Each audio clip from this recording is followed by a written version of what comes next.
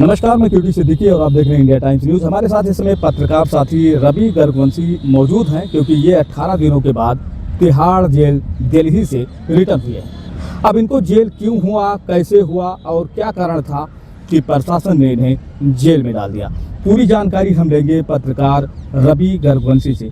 गर्गवंशी जी, आप 18 दिनों के बाद तिहाड़ जेल से रिटर्न हुए हैं और इस चीज़ की चर्चा जिले में नहीं बल्कि इस प्रदेश में भी हुई थी, तो क्या आपको लगता है कि जबरदस्ती आपको तिहाड़ जेल भेजा गया? सबसे पहले इंडिया टाइम्स के सभी दर्शकों को मैं शुभकामनाएं देना चाह रहा हूं। जितने भी दर्शक हैं वो आपको सपोर्ट करते हैं और यही हम लोगों की एक बड़ी ताकत है, जिससे हम लोगों की समस्याओं को सरकार के सामने और सरकार की चीज़ों को जनता तक पहुंचा पाते हैं। दूसरी एक सबसे बड़ी बात आपने कही कि ये एक चर्चा का विषय बना जब रवि गर्गवंशी तिहाड़ गए और काफ़ी लोगों ने जो है इस पर कहीं ना कहीं सहानुभूति दिखाई, लोग हमारे साथ भी खड़े हुए। उन सभी दर्शकों को, उन सभी अपने लोगों का मैं दिल से धन्यवाद करता हूँ। मैं आप सब का ऋणी हूँ कि आप लोग हमारे साथ खड़े हुए। सबसे बड़ी बात आपने कहा तानाशाही, तो क्यूडी जी सिर्फ मुझे इतना आप बताइए कि इस देश में लोकतंत्र कहाँ है? सिर्फ एक सवाल आपसे, क्या इस देश में लोकतंत्र बचा है? बिल्कुल, जब पत्रकारों के ऊपर हमले होने लगे और पत्रकारों को जबरन जेल में डाला जाने लगे और इस बुनियाद पर कि वो सच्चाई दिखा रहा है, तो जाहिर सी बात है कि इसे लोकतंत्र की हत्या ही कहा जाएगा। लोकतंत्र की हत्या पूरी तरीके से। मैं तो कहना चाहूँगा, मैं जो है सर्वोच्च न्यायालय से, सुप्रीम कोर्ट से मैं कहना चाहता हूँ, मैं इस देश के महामहिम राष्ट्रपति महोदया द्रौपदी मुर्मू जी से कहना चाह रहा हूँ कि संविधान को हटा दीजिए। संविधान की जरूरत हमारे देश में बची नहीं है। संविधान सिर्फ कहने के लिए बचा है। आज हमारे देश में सिर्फ सत्ता के नशे में सिर्फ और सिर्फ भारतीय जनता पार्टी की तानाशाही चल रही है पूरे देश में। और वो तानाशाही मैं इसलिए कह रहा हूं क्योंकि मैं 18 दिन तिहाड़ जेल काट करके आया हूं और मुझे आज तक खुद भी नहीं पता चला कि मेरा दोष क्या था। जिस व्यक्ति को ये ना पता हो कि उसका दोष क्या था, वो आज आपके सामने खड़ा है। और आज मैं इस चीज़ का दोबारा मैं इस चीज़ का रिक्वेस्ट करना चाहूँगा सर्वोच्च न्यायालय और महामहिम राष्ट्रपति महोदय से कि अब इस स्थिति में एक कलम का सिपाही देखा जाए जो लोगों की समस्याओं को उठाता हो और बड़े ही बेबाकी तरीके से उठाता हो, आप सभी जानते हैं। उस व्यक्ति को बिना किसी जुर्म के अगर जेल जाना पड़ सकता है, जो आवाज़ उठा रहा हो लोगों की, तो एक आम इंसान की हमारे इस पूरे भारत में क्या कदर होगी, क्या वैल्यू होगी, कैसे उस व्यक्ति को न्याय मिल पाता होगा? सबसे बड़ा सवाल है। नहीं, यही तो लोग जानना चाह रहे हैं कि आखिर आपको जेल में क्यों डाला गया, कौन से वो अधिकारी यहाँ पर आए, आपसे मिले और क्या आप पर ब्लेम लगाया गया? पूरा मैं विस्तार से आपको समझा देता हूँ। एक वीडियो जो सोशल मीडिया पे वायरल हो रहा था, ब्लैक डे का दिन था, यानी 14 फरवरी 2026। वो वीडियो जो था अवध केसरी सेना प्रमुख नीरज ठाकुर ने बनाया था देश के रक्षा मंत्री राजनाथ सिंह जी पर। वो वीडियो में तमाम प्रकार की अभद्र टिप्पणियां भी उन्होंने की थी और वो वीडियो लगभग 150 चैनलों पे रन कर रहा था। उस टाइम जब मैंने वो वीडियो, हमारी टीम ने उठाया और वो वीडियो वायरल था, इसलिए उस वीडियो को बिना कोई जो है एडिट किए उस वीडियो को डाल दिया गया। चैनल पे वो वीडियो पड़ा, सबका कितना गया मुझे पता नहीं, किसी का 10,000, किसी का 20,000, किसी का 50,000, लेकिन वो वीडियो मेरा मात्र 48 घंटे में 48 लाख व्यूज इंस्टाग्राम और FB यानी फेसबुक दोनों पर क्रॉस कर गया। बस मेरी गलती इतनी थी कि वो हमारे चैनल से वीडियो पड़ गया, जबकि उसमें मेरा एक शब्द नहीं था, ना मेरा फोटो, ना वीडियो, ना मेरी वॉइस, कुछ भी उसमें नहीं था। वो वीडियो पड़ता है, पढ़ने के 4 दिन बाद 18 फरवरी को एक FIR पंजीकृत होता है लोधी कॉलोनी थाना में। और वो लोधी कॉलोनी थाना में जो FIR पंजीकृत होता है वो ठाकुर नीरज सिंह के नाम से पंजीकृत होता है, जो अवध केसरी सेना प्रमुख हैं, उनके नाम से पंजीकृत होता है। और पंजीकृत कौन कराता है? जहाँ तक मेरी जानकारी मुझे सुनने में आया, जो है रक्षा मंत्री राजनाथ सिंह के बेटे पंकज सिंह, जो नोएडा से विधायक है, उनके कोई मित्र या उनके कोई सहयोगी हैं जिनका नाम डॉक्टर योगेश अथरे होता है। वो उनको आहत होता है और वो जो है एप्लीकेशन देते हैं जो है राजनाथ सिंह पर टिप्पणी करने वाले व्यक्ति यानी अवध केसरी सेना के प्रमुख नीरज ठाकुर के ऊपर। उन पर FIR दर्ज 18 को होती है। 27 फरवरी को मेरे पास एक फ़ोन आता है सुबह के टाइम में, 8:30 9 समथिंग यही बज रहे होंगे। एक व्यक्ति का कॉल आता है, वो मुझसे डायरेक्ट एक ही शब्द बोलता है कि आप जो है वजीरगंज थाने चले आइए। तो मैं उससे पूछता हूँ सर वजीरगंज थाने क्यों चलाऊं और आप किस संदर्भ में मुझसे बात करना चाहते हैं, या आप हैं कौन? तो उन्होंने कहा अपना रेफरेंस देते हुए कि आपके नाम FIR हुआ है, आप राशिद की आवाज़ न्यूज़ से बोले। हमने कहा जी। तो बोले मैं दिल्ली स्पेशल सेल से SI राजकरण बात कर रहा हूँ, मैं इस सिलसिले की इंक्वायरी के लिए, इस केस के सिलसिले की इंक्वायरी के लिए मैं आया हुआ था जनपद गोंडा वजीरगंज थाना, जो अवध केसरी सेना प्रमुख नीरज ठाकुर का जो थाना लगता है। मैं यहाँ आया हुआ था और आपके खिलाफ जो FIR हुई है, आप आकर के मुझे जो है एक स्टेटमेंट अपना दे जाइए। तो मैंने कहा सर पहली चीज़ तो मैंने वो वीडियो हमारी टीम ने डाल दी होगी, जबकि वो वीडियो वायरल चल रही थी, उसमें ना मेरा वॉइस है ना उस वीडियो से मेरा कोई इंटेंशन है, और उस वीडियो में मैंने विवादित बयान जैसे शब्द का प्रयोग भी किया है। जैसे कोई भी व्यक्ति किसी को गाली अगर वो नहीं दे रहा है, कोई शब्द बोल रहा है, विवादित बयान है, तो वहाँ पर हम क्या लिखेंगे? जैसे आप QD सिद्दीकी हैं, किसी को कुछ कह रहे हैं तो मैं यही तो लिखूंगा कि QD सिद्दीकी ने फला व्यक्ति के बारे में दिया विवादित बयान, क्वेश्चन मार्क। मेरा उस वीडियो से इंटेंशन खत्म, और वही मैंने किया था। लेकिन उसके बाद जब मुझे बुलाया गया तो मैंने उनसे थोड़ा कानूनी दावपेच पर बात किया कि सर पहली चीज़ तो आप रॉन्ग बात कर रहे हैं मुझसे, आप ये कह रहे हैं कि आप चले आइए वजीरगंज थाना, जबकि वजीरगंज थाना आने का मेरा कोई औचित्य नहीं, थोड़ा पढ़ा लिखा मैं भी हूँ मुझे लगता है। और जब किसी व्यक्ति पर कोई अंतर जनपदीय अंतर्राज्यीय कोई कंप्लेन किसी व्यक्ति पर दर्ज होता है, तो जो इन्वेस्टिगेट ऑफिसर होता है उसका दायित्व ये बनता है कि उस जिस पर ये आरोप लग रहे हैं उस आरोपी के गृह जनपद में जाए, वहाँ से परमिशन ले, फिर स्थानीय थाने पर आए, और वहाँ से परमिशन लेने के बाद ही उस व्यक्ति को कांटेक्ट कर सकता है। अदरवाइज आपने कांटेक्ट कैसे किया? आप हमारे स्थानीय थाने पर आइए, जो कुछ आपको चाहिए हमसे स्टेटमेंट में वो हम देने के लिए तैयार हैं। उस व्यक्ति ने सीधा फ़ोन काट दिया, बोला ठीक है देखा जाएगा। उसके बाद मेरे पास फिर फ़ोन आता है 11 मार्च को कि रवि जी आप अपना एड्रेस दे दीजिए। मैंने कहा सर एड्रेस क्यों, क्या करेंगे आप? उन्होंने कहा एड्रेस दे दीजिए, मैं आपको एक नोटिस भेजूंगा, आपको स्पष्टीकरण दिल्ली आके देना पड़ेगा। तो भाई मैं कोई चोर तो हूँ नहीं और ना ही मैंने कोई क्राइम कर रखा है। जब मैंने ये सुना कि दिल्ली आके मुझे स्पष्टीकरण देना है, तो मैंने उनसे कहा सर मेरा जो है ID सस्पेंड कर दिया गया है, इंस्टाग्राम ID। तो बोले ठीक है आप यहाँ आ जाइए, जो भी हो सकता है मुझसे वो सहयोग मैं करूँगा। फिर इसी चक्कर में मैं अपना जो है एड्रेस उनको दे देता हूं, उनकी एक नोटिस आती है, नोटिस मैं रिसीव करता हूं। हमारे जितने भी जानने वाले अधिवक्ता साथी थे, अपने लोअर कोर्ट से लेकर के और हाई कोर्ट सुप्रीम कोर्ट तक जितने भी अधिवक्ता थे, सबको मैंने वो लेटर भेज दिया कि ये नोटिस भैया आई हुई, इस पर क्या हो सकता है, क्योंकि कोई भी मामला हो मुझे लगता है अधिवक्ता को ही दिया जाएगा देखने के लिए क्या कैसे है। तो उन्होंने कहा भैया इसमें कोई घबराने की बात नहीं है, कोई गिरफ्तारी की धारा भी नहीं है, अब ये पूरी तरीके से जबरदस्ती थोपने वाली बात है। जैसे कि मुझ पर जो है कंटेंट डिटेल में कहीं मेरा नाम नहीं है, जो एप्लीकेशन दिया गया उसमें भी संभवतः मेरा नाम नहीं है, उसके बावजूद मेरा नाम या तो पुलिस शामिल कर रही है, भाई कौन कर रहा है? अगर वहाँ पे कंटेंट डिटेल मेरे पास अभी भी मौजूद है, कोई नहीं है। तो फिर मैं जब SHO के पास गया, उस दिन भी फ़ोन करवाया था, 10-11 बार मैंने फ़ोन करवाया, SI राजकरण ने फ़ोन नहीं रिसीव किया। उसके बाद फिर मैं अपने रेहरा इंस्पेक्टर के पास पहुंचता हूं, दुर्गेश कुमार सिंह जी से, उनसे फिर मैंने जब नोटिस आई तो फिर मैंने कॉल करवाया, फिर उनका फ़ोन नहीं रिसीव होता है। अधिवक्ता से समझता हूँ तो बोले जाओ, इसमें 1-2 साल की सज़ा, एक में 3 साल की, गिरफ्तारी है नहीं, आपसे जो भी स्पष्टीकरण, कोई चोर चक्के तो आप है नहीं, ना ही कोई बहुत बड़ा क्राइम कर दिया है, जो भी स्पष्टीकरण वहाँ आपसे मांगे, अगर माफ़ीनामा भी लिखाएंगे तो लिख देना, कोई भाई देश के रक्षा मंत्री की बात है, आप दे सकते हैं, कोई ऐसी दिक्कत नहीं। फिर हम अपने जो है हमारे जो संपादक महोदय हैं प्रमोद पांडे जी, उनके साथ 24 मार्च को यहाँ से हम निकलते हैं, 25 को दिल्ली पहुंचते हैं। 1 बजे मुझे बुलाया गया था, 2 बजे तक लगभग मेरी एंट्री हो जाती है IFSO की office, Dwarka sector 16C IFSO की ऑफिस में। एक पहली एंट्री होती है, दूसरा रिसेप्शन पर जब मैं पहुंचता हूं, जैसे उन लोगों को पहले से प्लान था, रिसेप्शन पे मैं पहुंचता हूं तो वहां की एक महिला बैठी होती हैं, वो कहती हैं आप रवि जी हैं। मैं चौंक जाता हूँ, शॉकिंग, भाई मुझे ये व्यक्ति कैसे जानता है जी। तो वो वहाँ पर भी एंट्री करती है और गेस्ट रूम में मुझे बिठा देती हैं सामने। वहाँ किसी का इन्वेस्टिगेट चल रहा था, 2-3-4 लोग बैठे थे। लगभग 20 मिनट 25 मिनट बीतने के बाद SI राजकिरण आते हैं। पहले उनका जो वो था कांस्टेबल दीपक कुमार आता है, दीपक मीना। उसके बाद SI राजकिरण आते हैं, हम साथ मिलाते हैं, रवि जी कैसे, क्या हाल चाल? कोई बात नहीं। हमने कहा ठीक है सर। बोले चलो ऊपर बैठते हैं। ऊपर अपने बढ़िया कमरे में ले जाते हैं, वहाँ बिठाते हैं, बातचीत करते हैं और बातचीत क्या, वो टाइम पास कर रहे थे मुझे जो लग रहा है। 2:30-3 बजे मुझे वहाँ बिठाया और 2:30-3 बजे से लेकर के लगभग 6:30-7 बजा दिया। उन्होंने 3-4 बार चाय पानी नाश्ता पानी करवाया बाकायदा। हाँ, ये मैं कहूँगा मेरे साथ कोई अभद्रता नहीं किया, मेरे साथ कोई दुर्व्यवहार नहीं किया।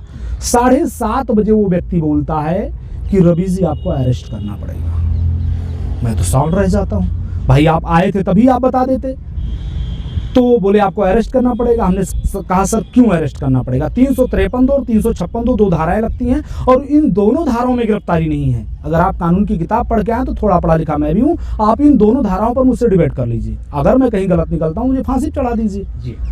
लेकिन वो लास्ट में सारी चीजों के बाद सिर्फ उस बंदे के मुंह से सिर्फ एक शब्द निकला, आई एम सॉरी भाई साहब मैं विवश हूं। बिल्कुल। तो अब आप सोचिए कि संवैधानिक पद पर बैठा हुआ व्यक्ति सत्ता के आगे विवश हो जाए, इसको क्या कहेंगे क्यूडी जी? आप सिर्फ बता दीजिए। अगर हम अच्छा या बुरा बोलेंगे नहीं तो कैसे समाज को यकीन होगा कि प्रेस हमारे लिए काम कर रही है? और आपने जो भी अभी तक बताया कि मैंने ना हमारा उसमें कोई इंटेंशन था ना कोई इस मामला थे, एक तरह से ये लोगों को चिढ़ पैदा हुई कि रवि जी ने इतना वीडियो आखिर वायरल क्यों करवाया और छवि खराब हुई माननीय रक्षा मंत्री जी की।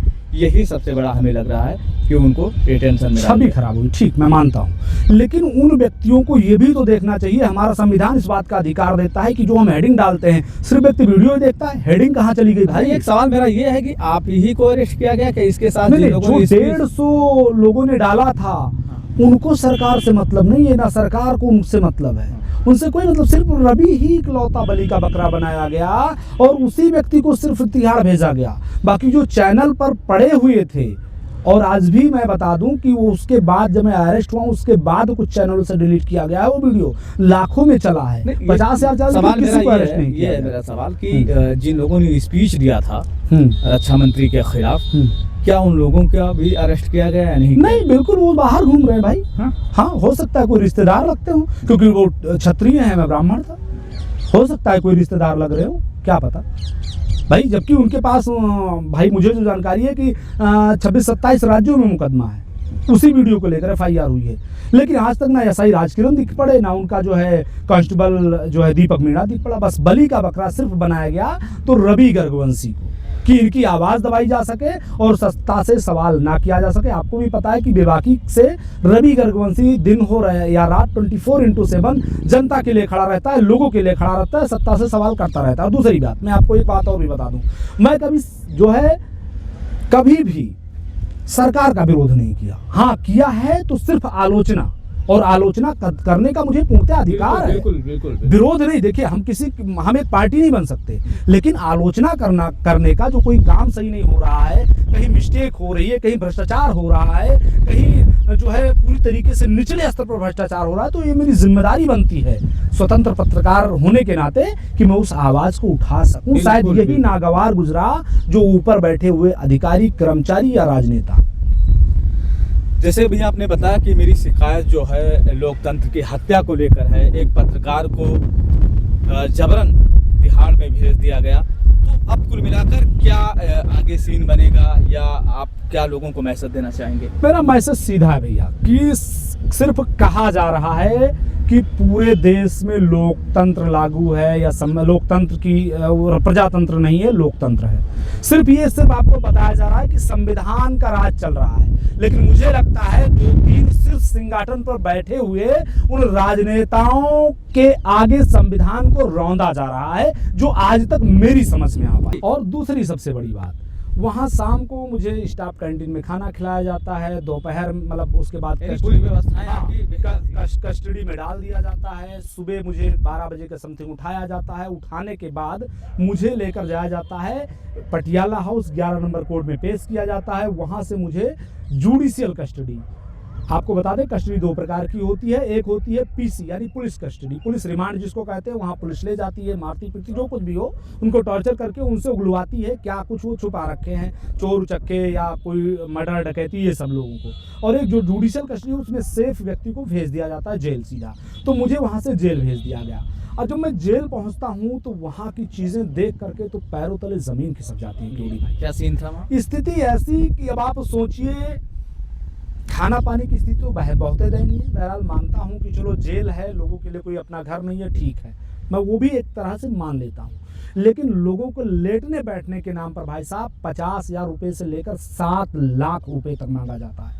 बहुत बड़ी बात है कहीं ना कहीं अपने आप में। और सिर्फ दिया जाता है 3x6 का एक बिस्तर दिया जाता है, वो बिस्तर वो भी इस पर फर्श पर, उस बिस्तर पर लेटने के लिए 50,000 रुपये से लेकर 7 लाख रुपए तक।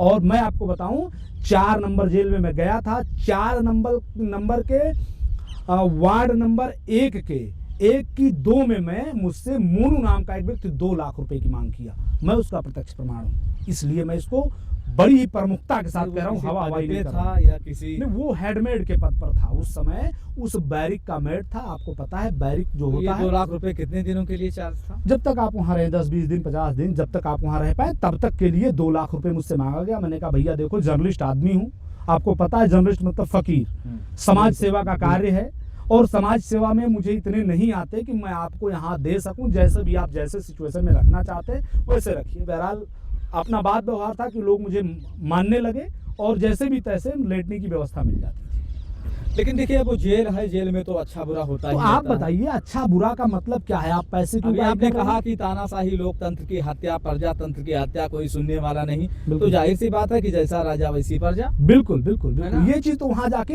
एक बात मैं मानता हूँ कि मेरा जाना दुर्भाग्य था, लेकिन वहां जाकर के बहुत कुछ सीखना मेरा सौभाग्य था। नहीं, बहुत पत्रकार सारी को चीजें- सीखना भी चाहिए। बहुत सारी रवि जी, चीजें। पत्रकार को चाहे वो जेल के अंदर हो, जेल के बाहर हो, वो कहीं भी हो, उसको सीखने का जो मौका मिलता है वो बहुत बेहतर होता है। क्योंकि जब आप वहाँ से निकल कर आएंगे तो आपको एक नई दुनिया दिखाई पड़ेगी, आप अपने उस अनुभव को शेयर कर पाएंगे। समाज में अगर देखिए हम आपको चल आप रहे हैं- पक्के पत्रकार बन गए, क्योंकि देखिए मैं आपको बताना चाहूँगा कि पत्रकारों के लिए एक संज्ञा दी गई है। उस संज्ञा का नाम है कि जब पत्रकार जेल में जाता है तो उसे राज तिलक की संज्ञा दी जाती है। आज रवि भाई पत्रकारिता की जो कठिन परीक्षा थी उसे पास कर चुके हैं, तिहाड़ से लौट चुके हैं, और मैंने देखा कि जब ये तिहाड़ से लौट कर आए तो इनका जो आवाज है और बुलंद हो गया। क्यों? जो कुछ भी आप कहें, लेकिन मैं इतना जानता हूं कि जो कुछ मन में व्यक्ति के डाउट था कि भैया यार मैं स्वच्छ पत्रकारिता करता हूं, मेरे नाम पर कोई मुकदमा नहीं है। अब आप सोचिए, रिस्क तो लेना नहीं, पड़ेगा। अब आप सोचिए 151 का मुकदमा जिस व्यक्ति पर ना रहा हो, वो सीधा एक बिना किसी गुनाह के वो सीधा तिहाड़ में डाला जाता भाई है। साहब एक बात मैं बताऊं आपको, हम्म। अंग्रेजों का शासनकाल हम लोगों ने देखा नहीं लेकिन पढ़ा है, जी। लोगों से सुना है। जी। वहाँ भी यही होता था कि जो लोग इनकलाब की बात करते थे, आंदोलन की बात करते थे, उन्हें भी जेल में डाला जा रहा हाँ, तो था। वही अंग्रेजी शासन और आज के शासन में फर्क इतना है कि उनका सिर्फ चोला बदल गया है, जी। सिर्फ चोला बदला है, बाकी तानाशाही वही है। सत्ता को पाने की ललक हनक सारी वही है। आप सारे राज्यों में चुनाव चल रहा है और चुनाव का परिणाम भी देख रहे होंगे। तानाशाही किस तरीके से है इसको आप भली भांति समझ बिल्कुल, रहे हैं, बिल्कुल, जान बिल्कुल। रहे हैं, देख रहे हैं। लेकिन मैं उन सारे पत्रकार भाइयों से कहना चाहूंगा, जिस तरीके से आज एक पत्रकार के साथ ऐसा हुआ, कभी भी मामला अगर पत्रकारिता का है या पत्रकार का है, तो मुझे लगता है सारे पत्रकारों को एकजुट होकर खड़ा होना चाहिए। और बहुत सारे लोग खड़े भी हुए, मैं ये नहीं कह रहा हूँ खड़े नहीं हुए लोग, बहुत सारे लोग खड़े भी हुए। लेकिन मैं कहना चाहूंगा कि जिस तरीके से तोड़ने का प्रयास मुझे सरकार ने किया था, अब आप सोचिए कि हमारे परिवार में भाई साहब हमारे हैं कभी जिले के मुख्यालय नहीं गए, और उस भाई को हमारे सोचिए दिल्ली जाना पड़ा। तो कुल मिलाकर रवि जी देखिए, जो आप संघर्ष कर रहे हैं ये एक तरह का मिसाल है। आवाज़ें तो दबाई ही जाएंगी, क्योंकि आपने देखा है कि अगर हमारे देश के वो नेता जो चले गए हैं, वो महान विभूतियाँ, अगर वो संघर्ष ना किए होते, वो जेल से डरते, तो देश आज़ाद ना होता। यही मान लीजिए कि आप आवाज़ उठा रहे हैं और ये आवाज़ किसी न किसी दिन रंग जरूर लाएगा। भाई साहब तूफानों को रोका नहीं जा सकता, और ये कितना भी प्रयास कर ले, जब तक मैं जीवित हूँ।